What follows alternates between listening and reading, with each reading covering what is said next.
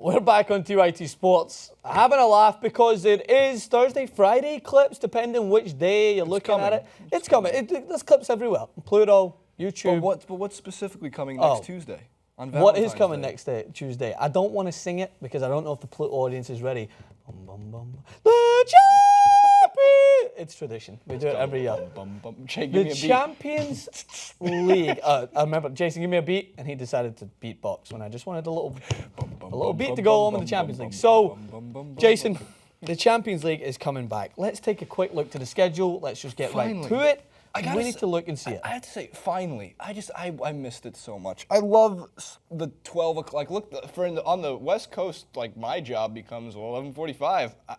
I gotta watch the Champions League. Let's get lunch and sit by the TV and watch the Champions League. But look at some of these games, Jason, right? So it kicks off Valentine's Day, the romantic game that's been, I believe, twice in the last 4 years, PSG versus Barcelona. They just can't seem to evade Barcelona. PSG struggle against them notoriously, so let's see if they can bounce back this year. I will give a prediction later, I'm not really sure. Benfica, Dortmund, be an interesting game, and then you go into Wednesday's games. Real Madrid and Napoli, it's been possibly touted as a banana peel. Napoli, a tough Italian opponent against the reigning champions. And then, of course, Jason, well, so the game that's more consistent. It's on Valentine's Day, and I think one of the funnier things I've seen is a lot of Valentine's Day memes going around, of course, right? And one of those memes is get into a fight with your girlfriend now, so you don't have to buy her anything for Valentine's Day. That's Bayern and Arsenal. Absolutely. These are two teams that the meme world has just played up on and loved because there was the FA Cup draw, which of course Bayern Munich are not going to play in, and Arsenal were involved in, and they pulled out Bayern Munich. Because they just cannot seem to avoid each other. Bayern Munich, no problem for them. They are the winning team usually when it comes out to this game. Arsenal, if Arsenal, Jason made a great point. If Arsenal could have played this game as soon as the draw was made, they would have took that, wrapped it up in a nice sandwich, put some mustard on it, and chowed that thing down. But they've struggled. They've now probably dropped out the title race. They've struggled against weaker opponents, against better opponents. Now they're going to have to come up against the mechanical FC Bayern Munich. That is one of the games that is going to be tough to call. But in Germany, I think Bayern Munich may be the team to look forward to. But can we go back to the graphic really quick to just give a quick look at the last few games that are going to be Tuesday and Wednesday next week after Bayern Leverkusen versus Atletico Madrid, Man City, Monaco, Porto, Juventus, and Sevilla. All right, so banana peels. Monaco, I know it's Man City. I get it. I know they have the team to do it. But Monaco, is Falcao playing at the height of his... I think Monaco he's 31, but there's a whole thing on the Champions League website. I found it really interesting. It's why you should fear a couple of players on the teams that obviously aren't named Barcelona, Bayern Munich. And one of them went into Falcao and how he's playing with Monaco, and I think that was fascinating. It's fascinating because we've seen Falcao at his lowest point at Manchester United and at Chelsea when he went there for a brief loan spell and wasn't very good either. Monaco they encompass the banana peel. They are a team that is so well organised, so hard to beat, drilled to the point that look at them last year against Arsenal. They really caused a problem against Arsenal last year. And I think that this year, Manchester City are not flying high in confidence. Gabriel Jesus now seems to be the rejuvenated, reincarnated Sergio Aguero. Aguero is even touting that his future lies a little bit in an area of cloudiness. I still am, I guess, mad at Aguero for just airing that. Yeah. Especially at this point. Don't do that, man. He has a lot to play for this year, and he's already, he's like, we'll see what the club wants to do with me. But it's because Gabriel Jesus, maybe he's feeling a little bit threatened, and I think that's always a good thing.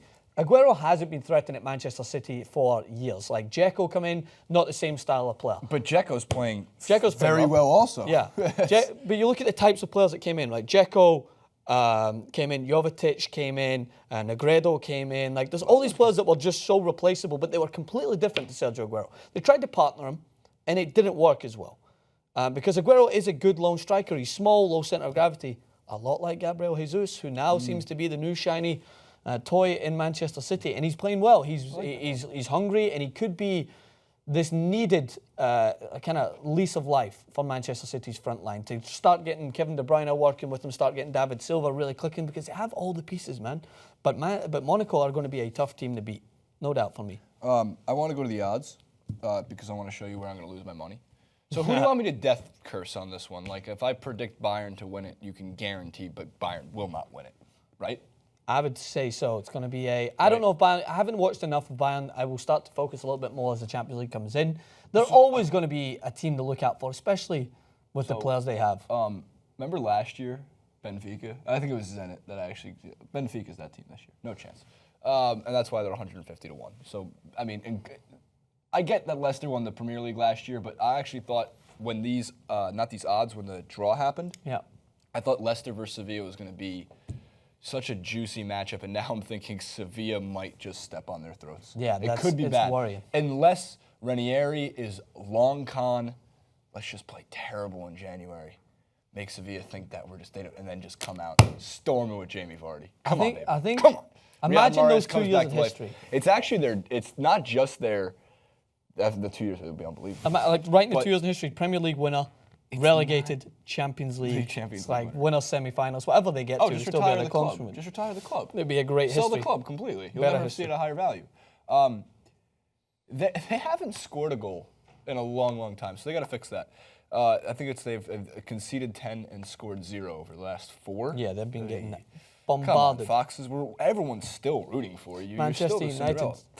Because I don't think that it's the fact that they're playing that bad, Jason. I think that when you watch them against Manchester United, it wasn't a 3-0 game. Manchester United just took advantage of sheer lapses in concentration. Like last year, Wes Morgan and Robert Huth were almost they were literally like Siamese twins. Yeah. They had the exact same movement, thought process. They just literally were so in sync.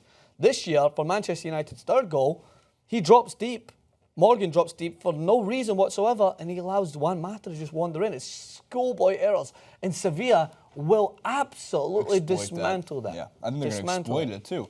But I do think there's some good bets. Dortmund doesn't have necessarily the most difficult matchup. They're not playing Real Madrid just yet. So, I mean, you want to put the money on teams that has at least some good returns. Yes, bet Barcelona, sure, 4.5 to 1. But you can make more if you do get the chance of a Juventus or a Dortmund, because not that I want to undersell Benfica again, and not that I'm trying to undersell Juventus is playing who? Porto. Again, another tough team to play. Those two teams have the upper hand there, and it's easier to beat Porto when you're Juventus than it is to beat PSG when you're Barcelona. I don't understand. Don't bet Arsenal. I don't understand why Barcelona are considered the favourites. I do.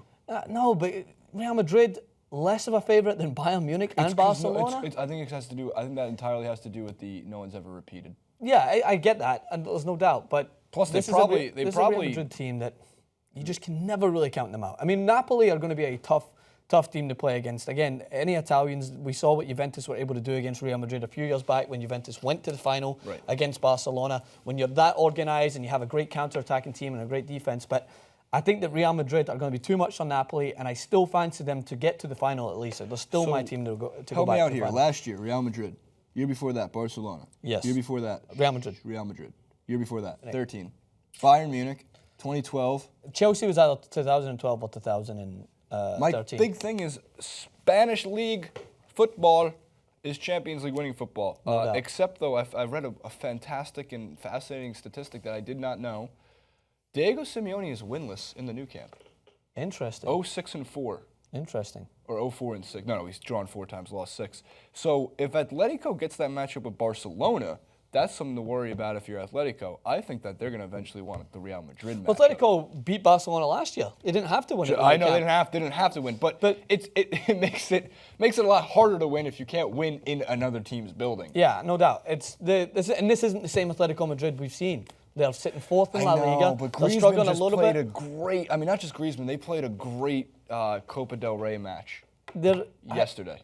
I just think that when it comes to Atletico Madrid, you want to look at all the similarities they had last year. Like, they were the best defensive record in La Liga. They're not that this year. They were winning games by 1-2-0. They're winning games a little sexier this year, but they're also losing games a lot more often. Like, they're winning games 4-1, 5-1, and then they're conceding goals that they don't usually concede, and that's worrying, especially in the Champions League. Look at them last year.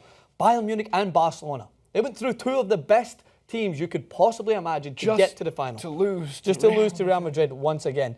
So as far as my banana peels, really back to the schedule really quick, and I'll give a run through of my predictions for this. Right, Barcelona will beat PSG away from home. That's my prediction. I think Benfica and Dortmund will draw. That's my banana peel right there. I think they'll draw in Portugal, and I think Dortmund will win in Germany. I think Real Madrid will beat Napoli. I think Bayern Munich will beat Arsenal. I think Bayer Leverkusen will beat Atletico Madrid in Germany. I think Manchester City will beat Monaco at home. I think Porto and Juventus will draw, and I think Sevilla will smash Leicester City. And then, by the way, for the Champions League, it's about like a week or 2 weeks off, and then just flip them for the second leg. Yes, absolutely. And flip the schedule itself. So those teams who played on Tuesday will then play on Wednesday. Wednesday teams play on Tuesday. So let's just end it with a bold hot take. Who is your surprising take to make it to the final? Or ladder? I don't know who my surprising take is. The team I'd like to see there would be Dortmund.